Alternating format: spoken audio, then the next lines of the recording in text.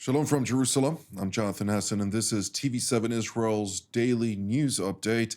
And in today's edition, we're going to focus on the situation vis-a-vis the Islamic Republic of Iran, the United States, the anticipated diplomatic engagement that is still in the books, expected to be held in Oman, Muscat, and the various derivatives thereof from a regional scale. Naturally, there was also a trip by the Turkish president, Recep Tayyip Erdogan, where he met just yesterday with his Egyptian counterpart, Abdel Fattah al-Sisi.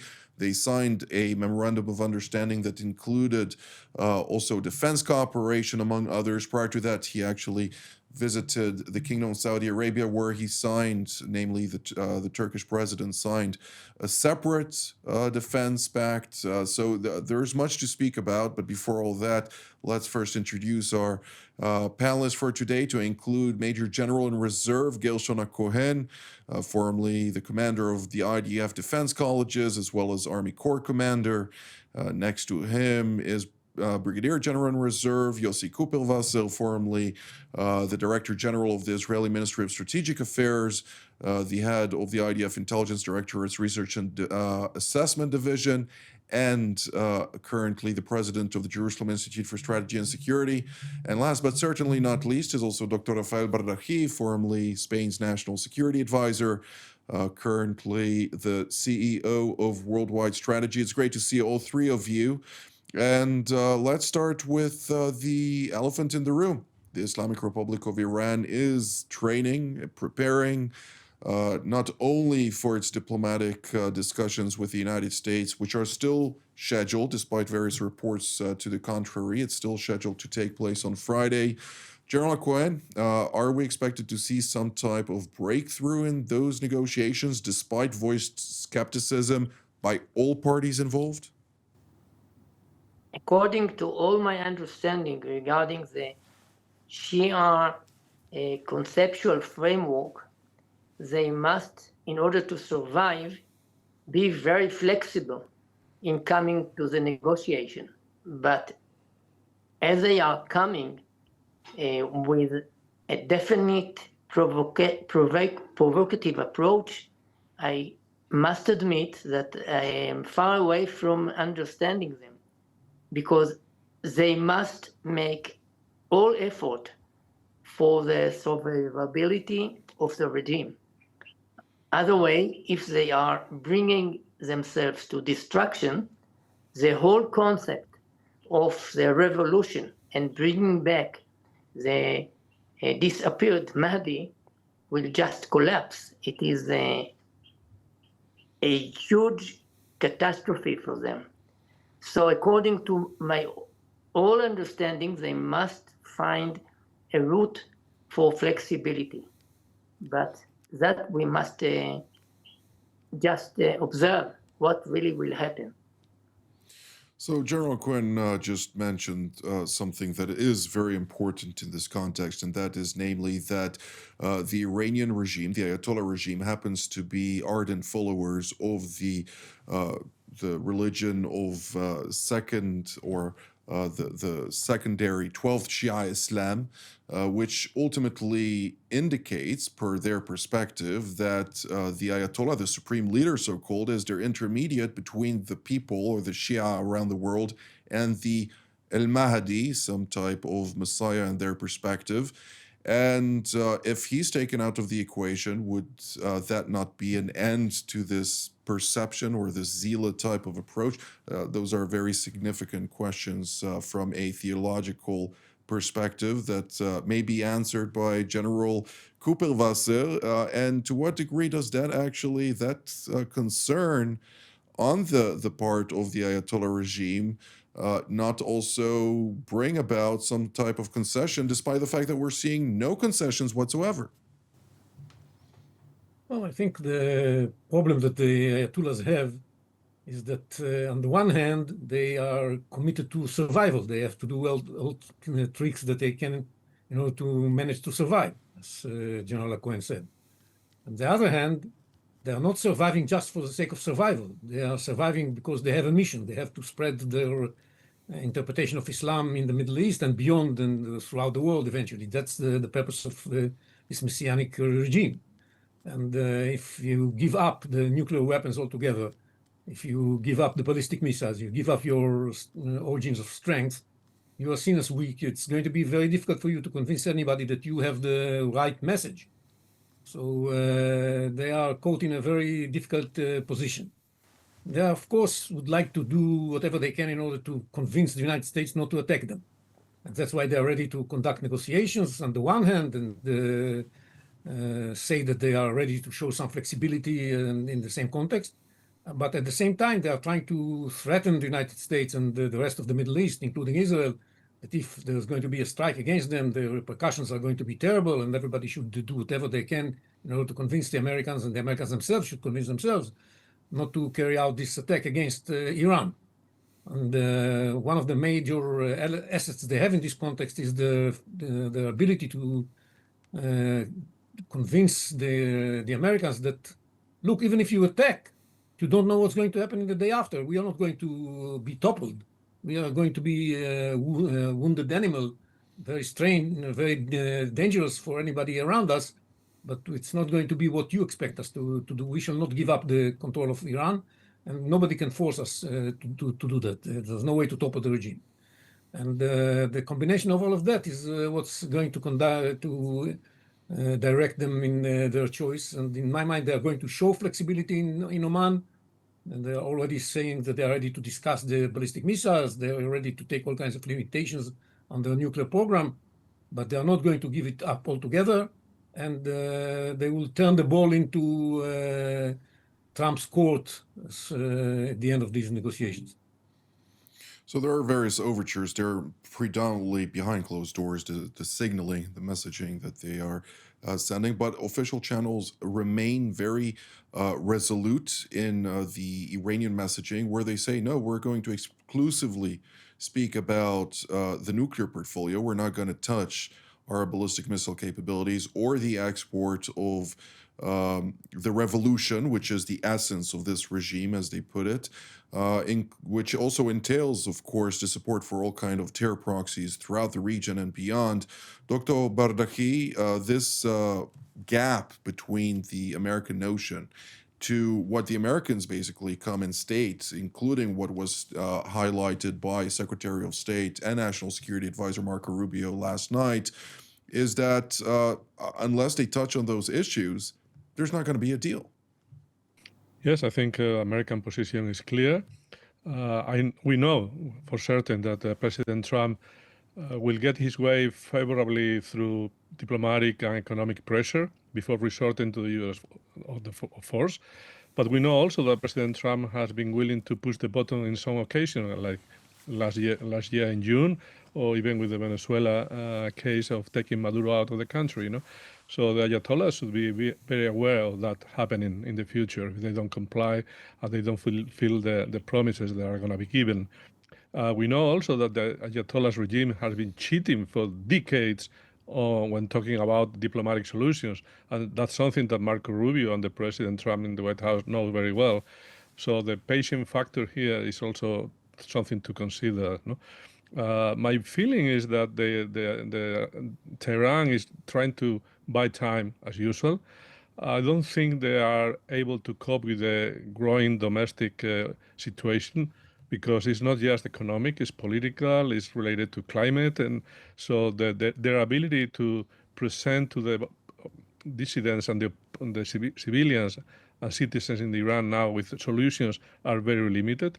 But we also know that in the last 2 or 3 years, they have made major strategic assessment mistakes. Probably the Ayatollah regime Khamenei is surrounded by yes minister, let's say, people.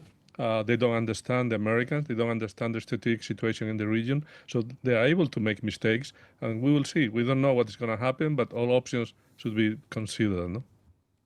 Absolutely. Well, the Iranians are seeing what everybody is seeing. The fact that the United States is continuing to streamline multiple cargo aircraft, C-17s and others, into the theater, which include various weapon systems and munitions. General Cohen, at this point in time, every type of asset that the Americans have in this region can bring about a whole list of options to the American president, which go far beyond just establishing some type of blockade or doing some surgical strike. There is even a capacity to continue to strike Iran for weeks on end until this regime succumbs in the event that they fail to comply to American demands. Is that something that you see within the calculus of the Islamic Republic? They are realizing, the Iranian regime, realizing that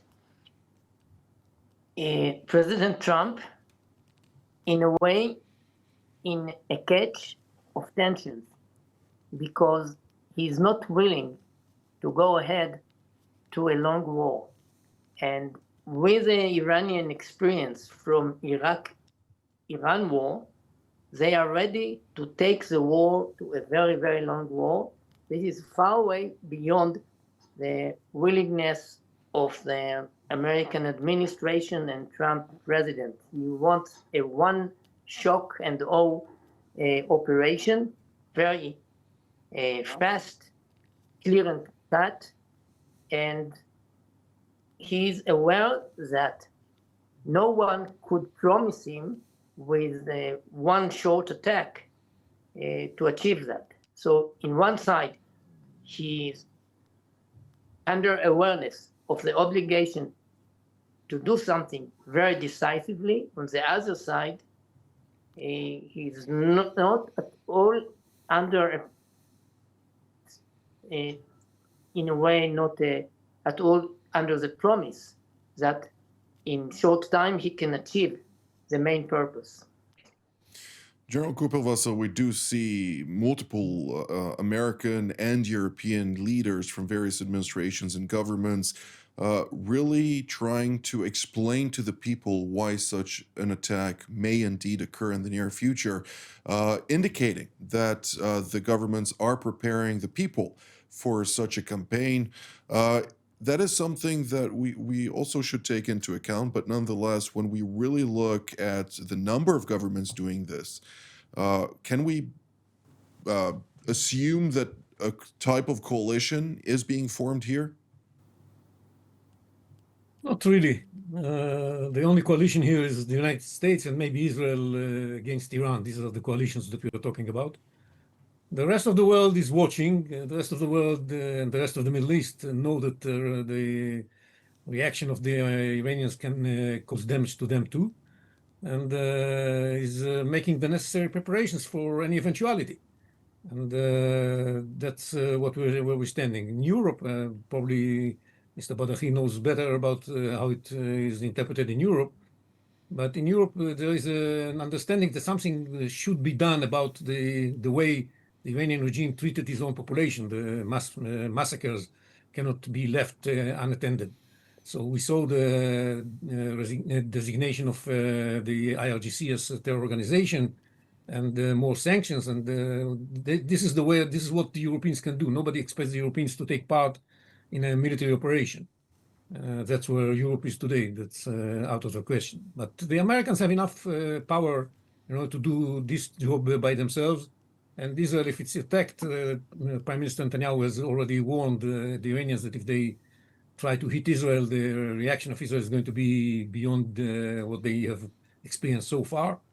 And everybody's getting ready to this eventuality. At the same time, the diplomatic option is still open. As you said in the beginning, the expectations are very limited, but it's still there. And the problem of the Iranian regime is that if they go too far with the diplomatic option, it means they actually reflect their weakness that's coming not only from the fact that they have to face the Americans, but also from their economic difficulties and the other weaknesses that they suffer. And this may invite the people of Iran to go to the streets again, building on the weakness of the regime. And that's something very important. I would add one more point. It's, the Iranians say we are going to discuss only the nuclear issue. And the Americans say, no, all issues should be on the table. But the one issue that is most important in this respect is the question of whether there are going to be any limitations on the ability of the regime to treat its own people the way they did in the beginning of January. And this is going to be a determinant for the way things are going to develop.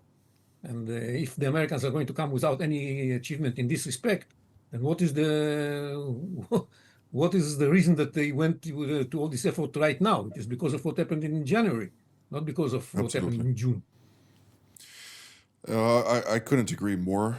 With that being said, I will turn to you now, Dr. Barahi, with regard to the European angle, because we do see at least two British Air Force wings, the Royal British Air Force, being deployed in the Middle East. We see French aircraft. We see also even German aircraft being mobilized in the region.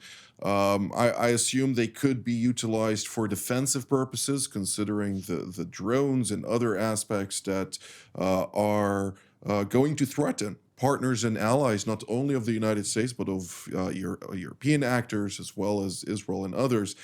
So within that context, we also see Chancellor Friedrich Merz, who just a couple of weeks ago said that the Ayatollah regime is in its last days and weeks, when he visited India at the time.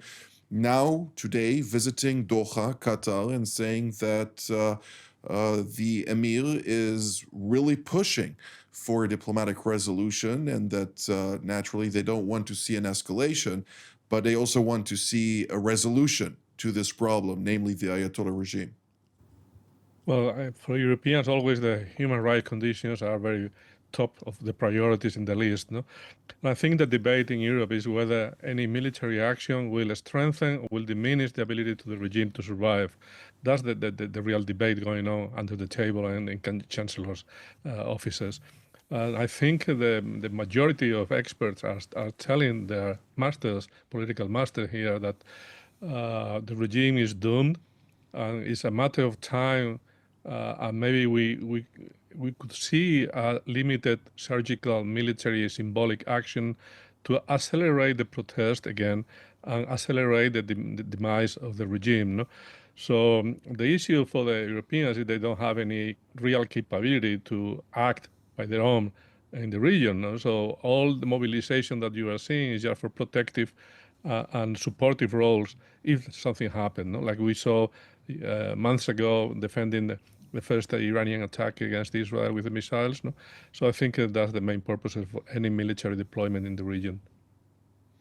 Well, the looming meeting and potential conflagration on a regional scale is also a large topic that needs to be discussed from a proxy aspect, namely the Ayatollah regime has many proxies in the region, from the Houthis in Yemen, which are more of interlocutors rather than a proxy, but nonetheless Hashd al-Shaabi in Iraq, Hezbollah in Lebanon, and others.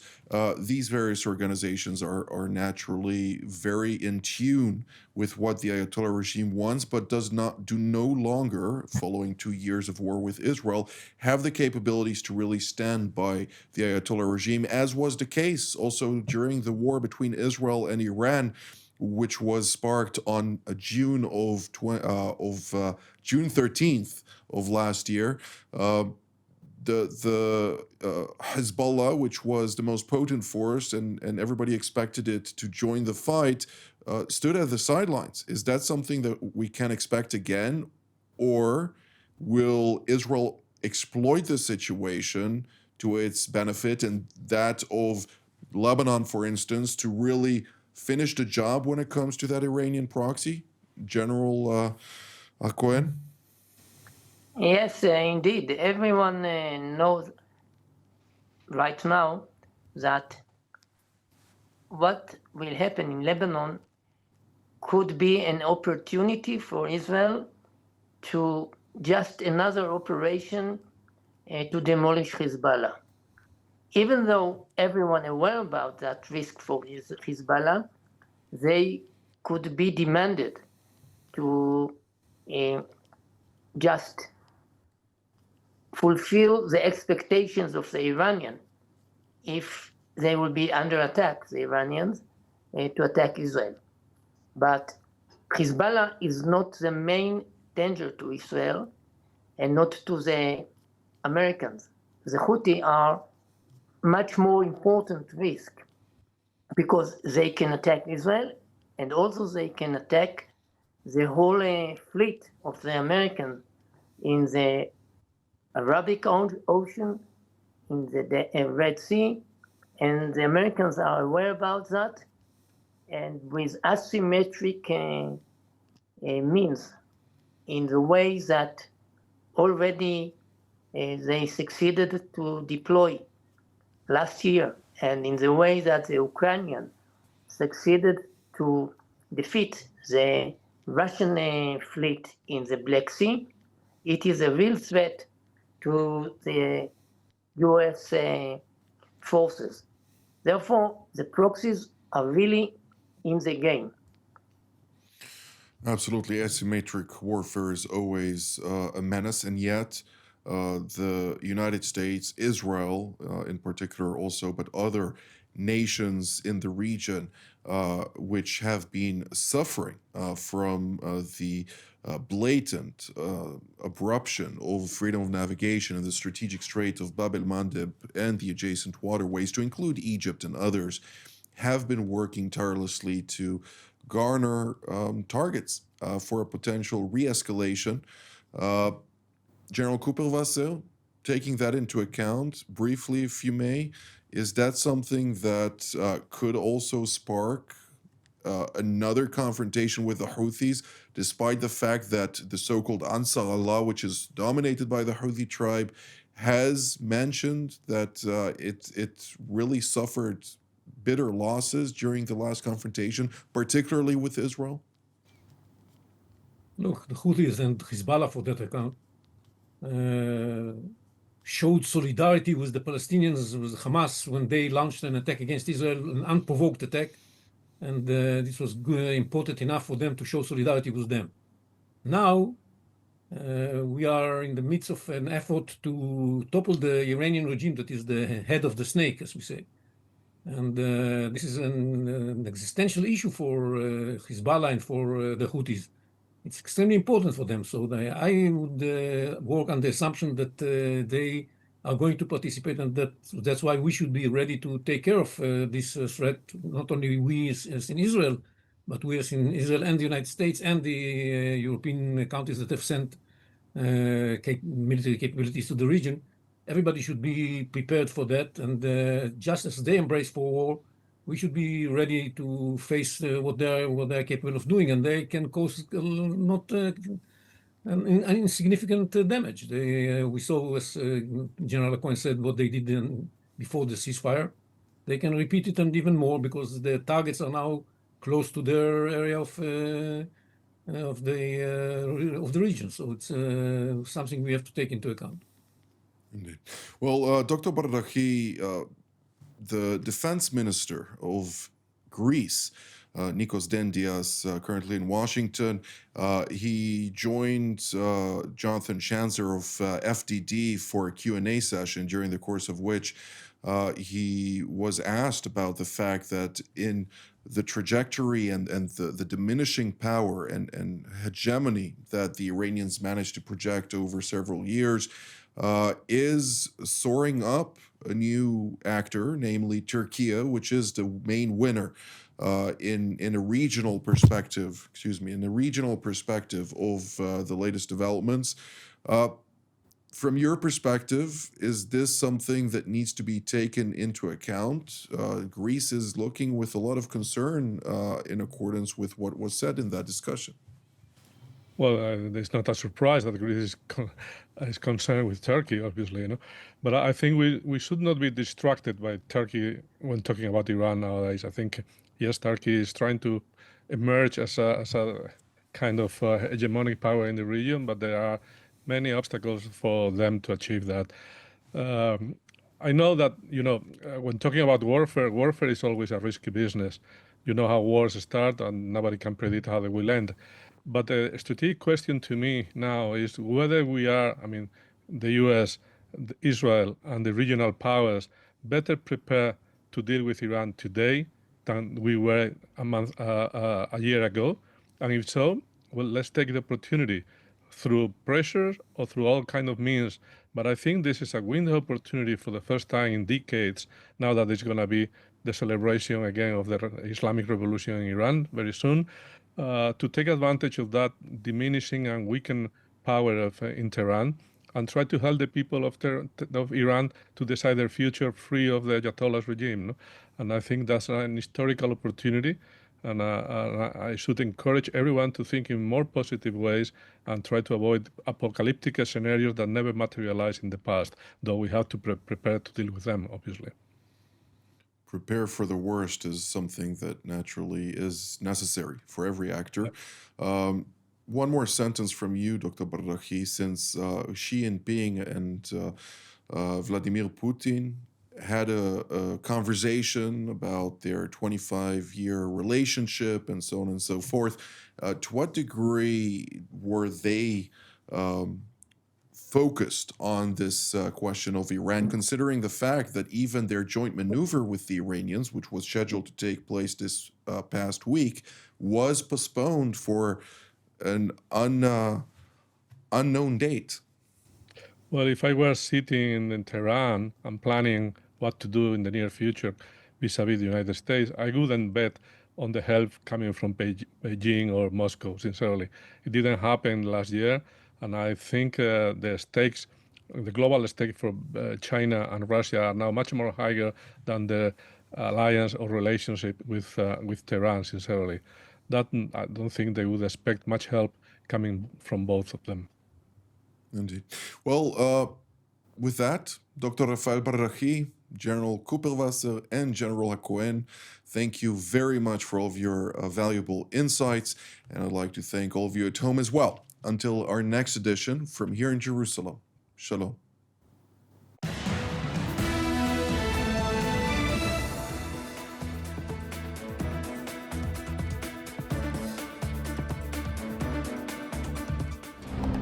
For more of TV7's productions and editorials, we invite you to visit our website at www.tv7israelnews.com.